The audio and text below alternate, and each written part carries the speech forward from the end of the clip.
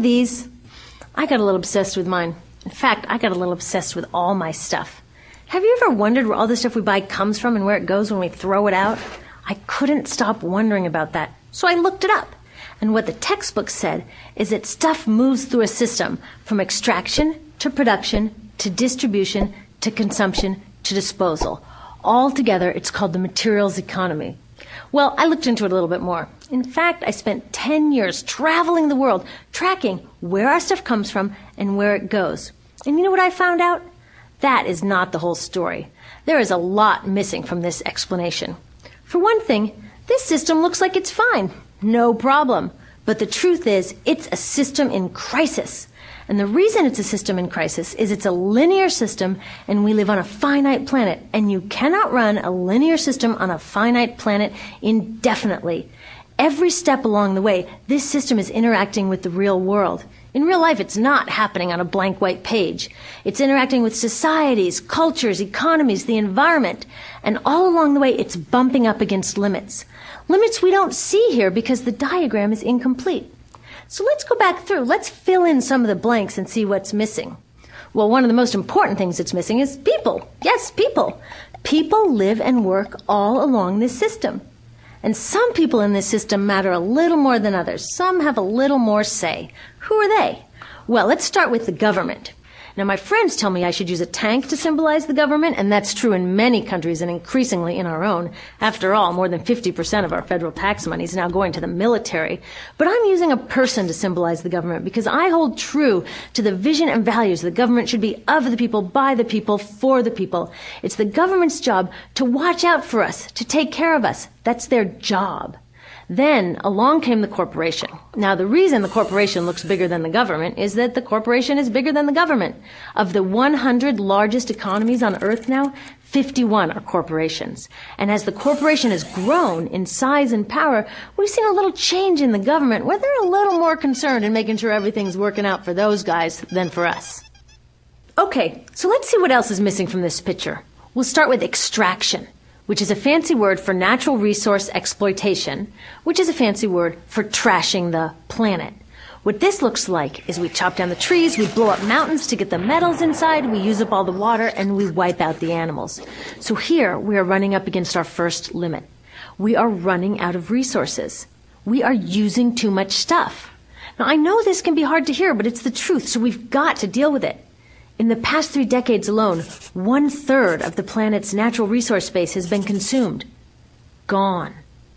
We are cutting and mining and hauling and trashing the place so fast that we're undermining the planet's very ability for people to live here. Where I live, in the United States, we have less than 4% of our original forests left. 40% of the waterways have become undrinkable. And our problem is not just that we're using too much stuff, but we're using more than our share. We have 5% of the world's population, but we're using 30% of the world's resources and creating 30% of the world's waste. If everybody consumed at U.S. rates, we would need 3 to 5 planets. And you know what? We've only got 1. So my country's response to this limitation is simply to go take somebody else's. This is the third world, which some would say is another word for our stuff that somehow got on somebody else's land. So what does that look like? The same thing, trashing the place. 75% of global fisheries now are fished at or beyond capacity. 80% of the planet's original forests are gone. In the Amazon alone, we're losing 2,000 trees a minute. That is 7 football fields a minute. And what about the people who live here?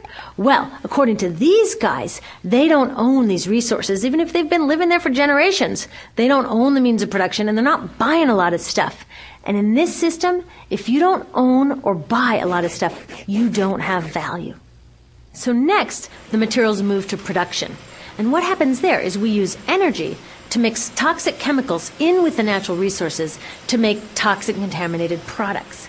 There are over 100,000 synthetic chemicals in use in commerce today.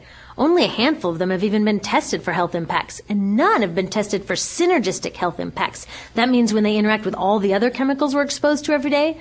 So we don't know the full impact on health and the environment of all these toxic chemicals, but we do know one thing. Toxics in, toxics out. As long as we keep putting toxics into our industrial production systems, we're going to keep getting toxics in the stuff that we bring into our homes and workplaces and schools, and our bodies. Like BFRs, brominated flame retardants, they're a chemical that make things more fireproof, but they are super toxic. They're a neurotoxin. That means toxic to the brain. What are we even doing using a chemical like this? Yet we put it in our computers, our appliances, couches, mattresses, even some pillows. In fact, we take our pillows, we douse them in a neurotoxin, then we bring them home and put our heads on them for 8 hours a night to sleep. Now, I don't know, but it seems to me in this country with so much potential, we could think of a better way to stop our heads from catching on fire at night. Now, these toxics build up the food chain and concentrate in our bodies. Do you know what is the food at the top of the food chain with the highest level of many toxic contaminants? Human breast milk. That means that we've reached a point where the smallest members of our societies, our babies, are getting the highest lifetime dose of toxic chemicals from breastfeeding from their mothers. Is that not an incredible violation? Breastfeeding must be the most fundamental human act of nurturing. It should be sacred and safe. Now, breastfeeding is still best, and mothers should definitely keep breastfeeding, but we should protect it. They should protect it. I thought they were looking out for us. And of course, the people who bear the biggest brunt of these toxic chemicals are the factory workers, many of whom are women of reproductive age. They're working with reproductive toxins, carcinogens, and more. Now I ask you, what kind of woman of reproductive age would work in a job exposed to reproductive toxins except for a woman with no other option? And that's one of the beauties of this system. The erosion of local environments and economies here ensures a constant supply of people with no other option. Globally, 200,000 people a day are moving from environments that have sustained them for generations into cities, many to live in slums, looking for work, no matter how toxic that work may be. So you see, it's not just resources that are wasted along this system, but people too. Whole communities get wasted. Yep, toxics in, toxics out. A lot of the toxics leave the factories in products, but even more leave as byproducts or pollution. And it's a lot of pollution. In the U.S., our industry admits to releasing over 4 billion pounds of toxic chemicals a year. And it's probably a lot more because that's only what they admit. So that's another limit, because yuck, who wants to look at and smell 4 billion pounds of toxic chemicals a year? So what do? Move the dirty factories overseas, pollute someone else's land. But surprise, a lot of that pollution is coming right back at us, carried by wind currents. So what happens after all these natural resources are turned into products? Well, it moves here for distribution. Now, distribution means selling all the toxic contaminated junk as quickly as possible. The goal here is to keep the prices down, keep the people buying, and keep the inventory moving. How do they keep the prices down? Well, they don't pay the store workers very much, and they skimp on health insurance every time they can. It's all about externalizing the costs. What that means is that the real costs of making stuff aren't captured in the price. In other words, we aren't paying for the stuff we buy. I was thinking about this the other day. I was walking to work and I wanted to listen to the news, so I popped into a Radio Shack to buy a radio. I found this cute little green radio for $4.99. I was standing there in line to buy this thing, and I was thinking, how could $4.99 possibly capture the cost of making this radio and getting it into my hands? The metal was probably mined in South Africa. The petroleum was probably drilled in Iraq. The plastics were probably produced in China. And maybe the whole thing was assembled by some 15-year-old in a maquiladora in Mexico. $4.99 wouldn't even pay the rent for the shelf space it occupied until I came along, let alone part of the staff guy's salary who helped me pick it out, or the multiple ocean cruises and truck rides pieces of this radio went on. That's how I realized I didn't pay for the radio. So who did pay? Well, these people paid with the loss of their natural resource space. These people paid with the loss of their clean air, with increasing asthma and cancer rates. Kids in the Congo paid with their future.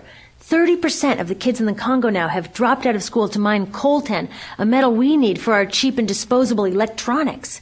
These people even paid by having to cover their own health insurance.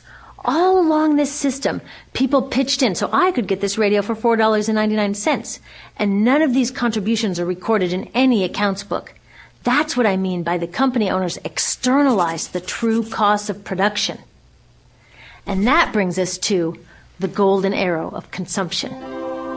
This is the heart of the system, the engine that drives it. It is so important that protecting this arrow has become the top priority for both of these guys.